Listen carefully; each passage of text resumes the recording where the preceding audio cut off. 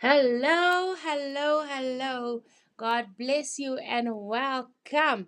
I'm so glad that we can spend some time together to learn so that we can get healthier and then so that we can get more understanding, so that we can get more knowledgeable, and then we can be happier.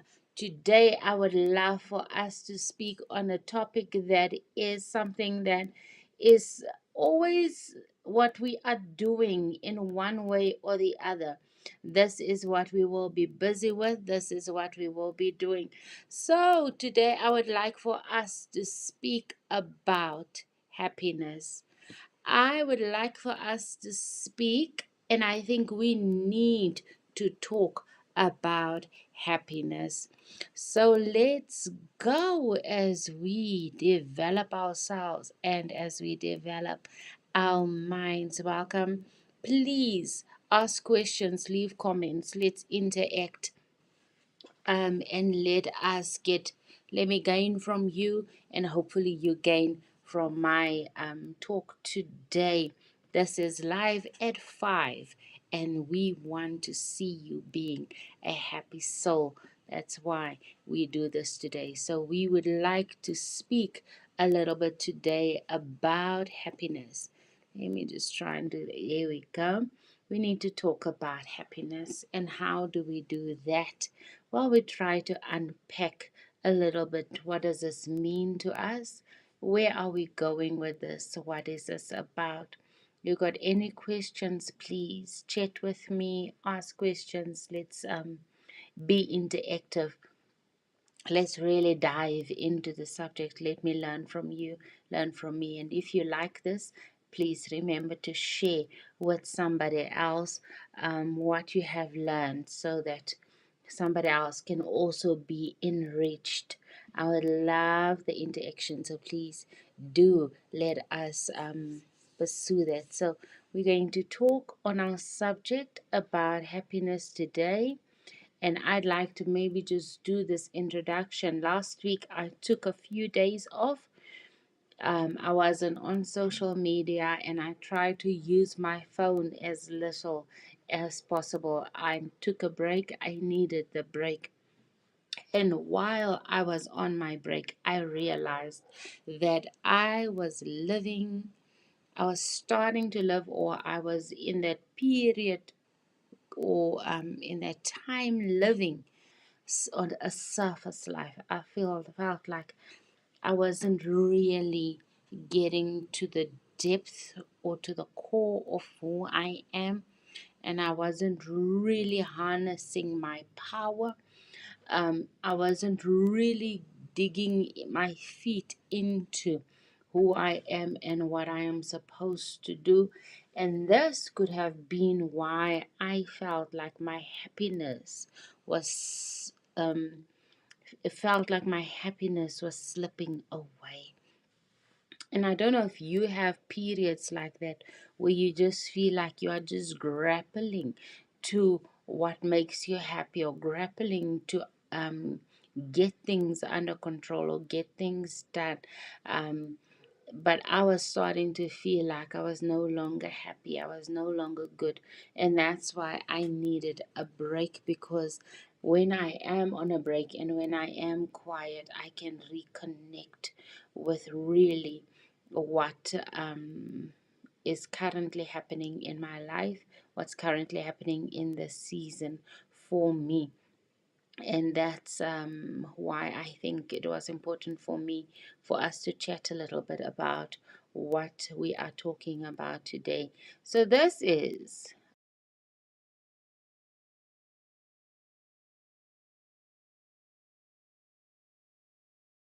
I think when I put myself off, my sound also goes away. So let me just keep myself on, and the sound doesn't go away. I want to first start to speak about things that leads to happiness. So what leads us to feeling a sense of satisfaction, a sense of fulfillment, a sense of joy, a sense of happiness? And I think things that leads to happiness is us leaving those things that are superficial behind. We are not, happiness doesn't come from a lot of the things that we think it comes from these days.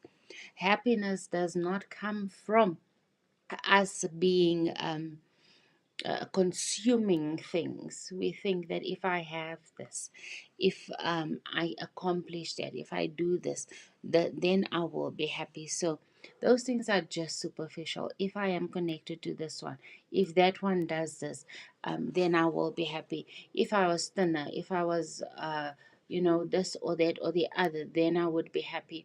So all these things are external things and external factors that could just change at any point, and that's very, very superficial, and that will not help us to be happy. Our happiness cannot depend on circumstances that is ever changeable, because if it changes now, do we lose our happiness? Do we lose our joy in life? um, a lot of times when I work with a patient, when I work with someone, I find that when they are, the more superficial they are, the less happier they are, and the less, the worse the prognosis, like for them to get better. If there's no depth in therapy, there's no hope for therapy. Or at least that's how I feel. So when I have depth in therapy, I know that we can do major, major things. We can make major shifts if we can just get some depth in therapy. So, as long as our therapy is simply about speaking about what that person did, what that person did, what that person did, if this person can just, then I will. If this person does this for me, or if this person does that for me, then I will, move or shift or be happier or be good. But unfortunately, that person is not living in your body. They're not you. They don't want the same things. So whatever they do is not up to you, and that cannot be the grounds for you being happy, for you being okay. It just cannot be. So, what do we do? Oh, let me just move backward there. So, when we pursue depth in life, this is when we can actually get to the place where we can live happy. So, what am I saying here is we cannot pursue happiness, we cannot run after happiness, because then we are making happiness, we are attaching happiness to a thing, and it is not the thing that can make us happy. All right, so what we do is we pursue the other things, and those other things, when we feel them, they can, they connect us to a sense of happiness. So when we are happier as people when we connect to our authentic self. So when we connect to our true selves, this is when we are happier. This means that we have to know, we have to discover our identity. We have to know who we are. So, our unique, fascinating, deep brain and abilities, those God given traits. I heard something so fascinating the other day, that the stars, the alignment of the universe is imprinted in our human body. So the same fingers that formed the universe formed you. God doesn't make mistakes, but He also has so much depth. So the more depth we have, the more we understand that we have so much to us, that we cannot simply just be a one dimensional being. There's so much to us that we have to discover.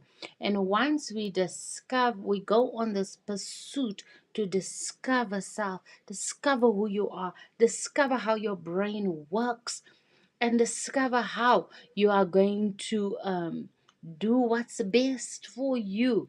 Um, then we don't have to blame other people going with what they think is best for them that makes us unhappy. So doing what that person does, going with the flow because you don't know who you are, then you go with the flow. And then what that person tries to give you, what is best for them, but it is not necessarily, doesn't necessarily suit you, it's not necessarily best for you. Then we want to now put the responsibility on that other person to make us feel good, to make us feel happy, and that is just not going to fly. It is not going to do it. We have to know who we are. We have to understand our unique makeup, and when we start to know that, then we take responsibility for what it is that our unique makeup requires. I was looking around in this restaurant this morning, went for a little bit of breakfast with my husband, and I was looking at the unique features of all the people around us. And as I was looking at the unique features of everybody, somebody's longer face, somebody's shorter face, somebody's rounder face, somebody's longer nose, somebody's bridge nose, somebody's, I don't know what, whatever was around me at that moment. And I was just confirming to myself again that we did not create us. You didn't know before you were born what you would look like. You find what you look like, and then you have to learn to understand you. You have to learn to live with you. You have to learn to accept you. And as you do that, you can find that you are happier. So you don't, because you see somebody else dressed like that and they look good in that, and people compliment them when they wear that. Now we wear that because that is the acceptable thing, that's the trending thing, that's the fashion, that is what people think looks good, but it doesn't suit you. And then it makes you feel just more unhappy, because you didn't get the same type of compliments because it doesn't suit you. You're not even happy wearing it. So we have to understand the depth of who we are for us to be able to do for ourselves what we require. If you are not an extrovert and you live with an extrovert, or you're married to an extrovert, or your sister or brother is an extrovert, and then we want to mimic their behavior because, oh, they are so jolly, my goodness, they make friends so easily, and then we try to pursue that because that seems acceptable. That's not acceptable for you if you are introverted. If you're introverted, you require different things for you to obtain a sense of joy, fulfillment, satisfaction, and happiness. And you need to do for you what you require. I am half introverted, so I require, I don't choose it. I don't. I didn't make myself that way. But for me to refresh, for me to feel better, for me to regain my energy, I need alone time. I do not refresh in a group of people. I refresh alone. So then I need a little bit of distance to be able to continue doing what I need to do. So understand your unique, fascinating, one of a kind type of brain and makeup, and your own unique, beautiful abilities and what makes you happy. Then you also need to understand what you value. When I went away last week, I realized again that I value seeing new things and experiencing new things. And I value, really value travel, and I really value nature and quietness.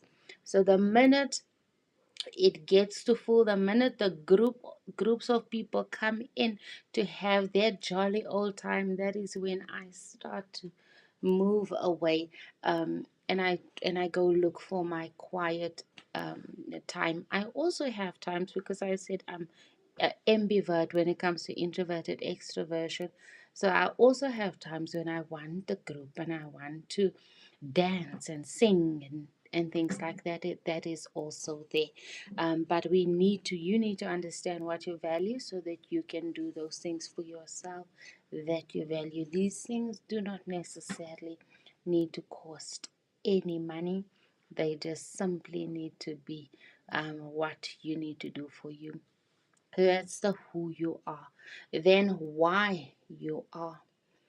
This is very important because our why we are is much bigger than what we do, right? So, who we are and what we do. This is what we do, this is who we are. So, the who we are is much, much more intricate than what we do. What we do, if you think about somebody who's undercover, a person who is undercover, what they do in that moment is not necessarily who they are in that situation. So if they are a detective and they're playing an undercover role, they're doing something, uh, the dishwasher in a restaurant, and that is what they're doing in that moment. But who they are in that moment or the situation is a police officer investigating a case. An angel on an assignment might appear to us as somebody who is sweeping the streets because they need to come and meet up with you. So that angel in that moment plays that role to be able to meet with you or to appear to you, and they appear undercover as a street sweeper or cleaner, but it's not who they are.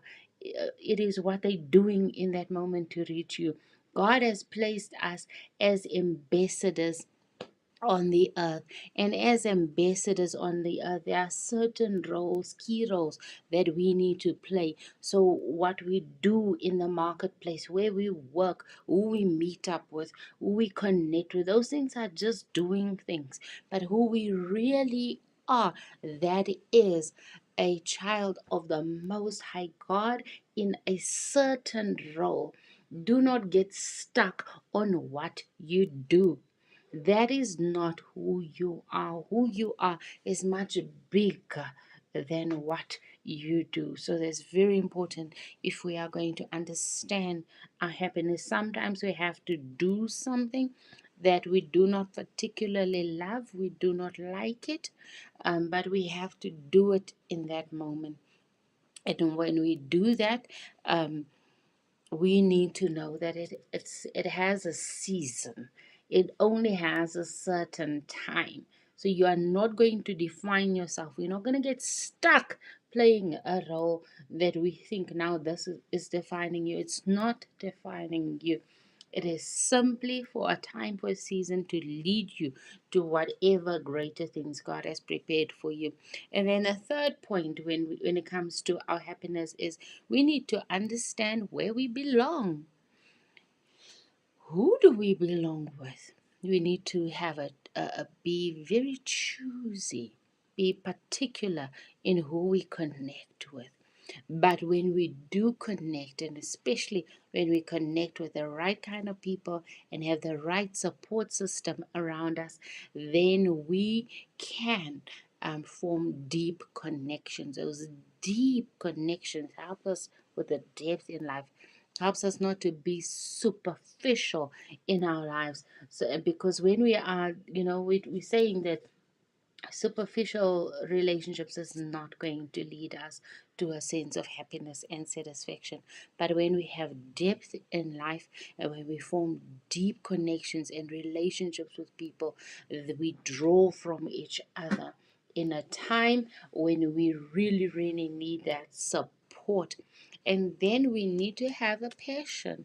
Where do we belong? Which area? In which type of thing? How did God create us?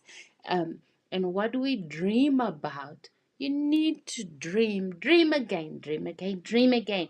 We need to dream, need to understand what is your passion, that area of passion that you will pursue no matter what. That is very important for us to be happy. When people get to the point of wanting to commit suicide, one of the things that they ask is, what is the meaning anyway? What is it all about anyway? So, you know, that is because we now lack passion. We no longer dreaming. We have nothing to look forward to. Uh, when we have something to look forward to and we have a passion and we know what we value and we go after it, that energy is very good for us, and also we then receive back from those things that is God created for you specifically and uniquely to enjoy. When you engage with those things, it's like a vibrating molecules connecting, causes a great explosion of goodness. So you do those things that you enjoy, you sing, you lose yourself in something that you love and you enjoy. And that just being lost helps us again with depth in life. Life can become so mundane, so routine, so zombie like, and we just go through each and every day just trying to make it through the day. And we're just playing here on the surface, playing on the surface, because sometimes we fear the depth, that if we should really go as deep as we want to. Remember what the poem says of Marianne Williamson. Our deepest fear is not that we are inadequate, it is that we are powerful beyond measure. So the minute we start going into those things that requires us to have to use our power, to draw up our power, to harness our power, the minute we start going into those things, we are scared what will happen. We're scared of how people will see us. We're scared of the moves that we would make, because you would definitely leave your platonic, practical life, a superficial life behind, and you're going to make a move. You're going to get yourself out of that dead relationship that no longer serves you, no longer helps you. And to make those moves, sometimes it is scary. That's why we'll just play around on the surface and not really go into the depth of what we think. So sometimes when I've got to help somebody, I've got to first break them. And that breaking process is very scary for people, because we have to throw out those perceptions that is formed in a faulty thoughts, are formed in a wrong way. We have to throw it out so that we can reconsider who we are. If we were in a relationship with somebody who keeps on telling us you are no good, nobody loves you, nobody will ever want you, now we have to reconsider, we have to rethink these things and reimagine who God created us to be and what powerful beings God created us to be. So, what leads us to happiness? This is what we were discussing its depth. So knowing our identity, knowing who we are, why we are, and where we belong. What leads us away from happiness? This is surface living, and it disconnects us from our true selves. We cannot be happy if we do not live the master's design for us. I was watching a series where people kept on saying, they connected to this alien force, and this alien force is their Lord. And now, my question, as I was watching, because now I'm fascinating with these people creating a God for themselves.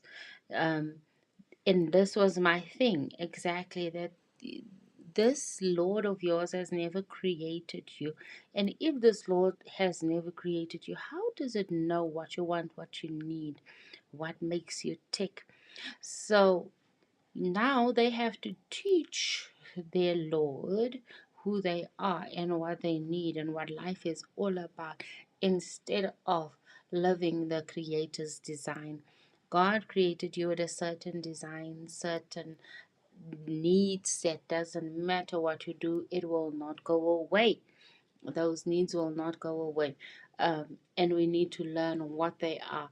And when we learn what we are, who we are, why we are, where we belong, we learn about what makes us happy, and we learn then basically who we truly are. So, what leads us away from happiness is avoidance.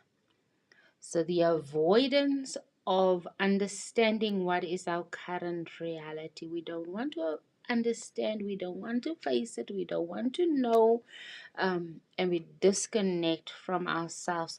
So, when we embrace or when we take on what our current reality is, we understand it, then you can, like when you're in a pool and you can't really swim and you are a bit scared, or you're scared of the depth of where you are, what you actually need to do is allow yourself to go down to the surface of the pool, and then uh, pivot or put your feet flat on the ground, push yourself up to the surface.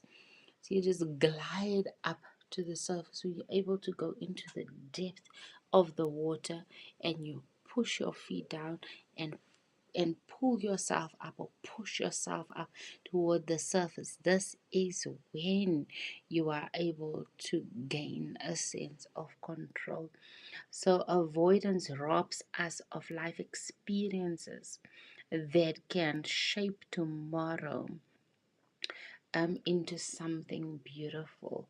So if we can experience, truly experience where we are today, what we are, you know, and the next point here says to embrace our emotions. We can truly embrace our sadness, our grief, and our discomfort, and truly understand it.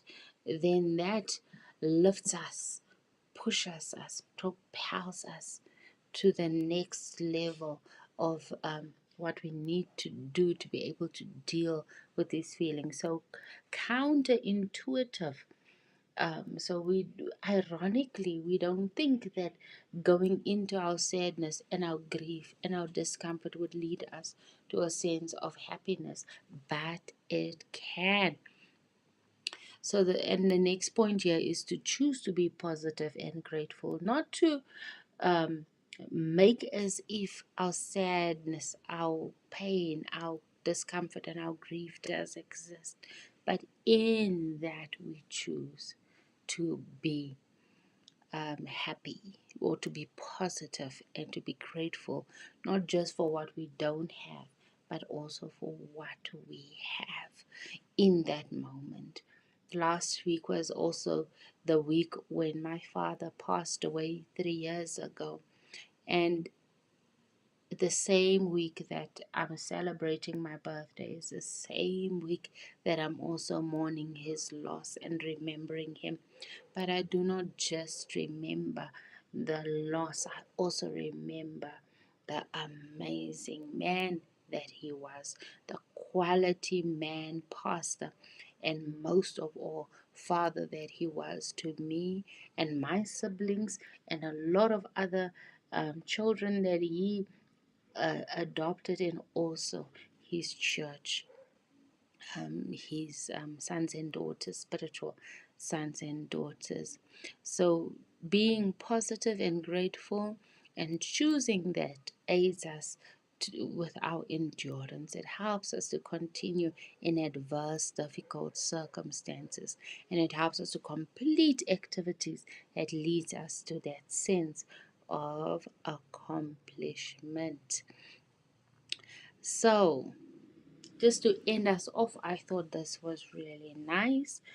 Um, Sometimes what or who we think we are is much more or much less than who we really are or what we really are.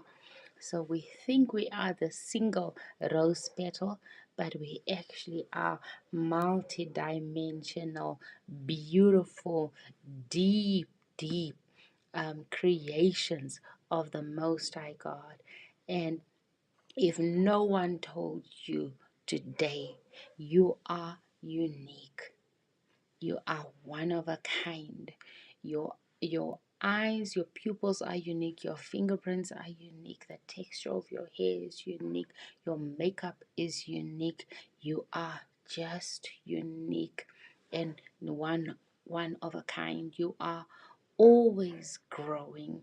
Like it or not, you are always growing. What you will be growing into now, that's up to you. You are exceptional, um, or exceptionally created. You are a miracle, and you just keep blossoming. You are fearfully and wonderfully created. You are marvelous, because marvelous are the works of his hand. He made no mistake, and he made no mistake when he made you. Let your soul know that very well today, as you embrace a deep sense of satisfaction, joy, and happiness. And with that, we will end tonight. I trust that you have taken something from this.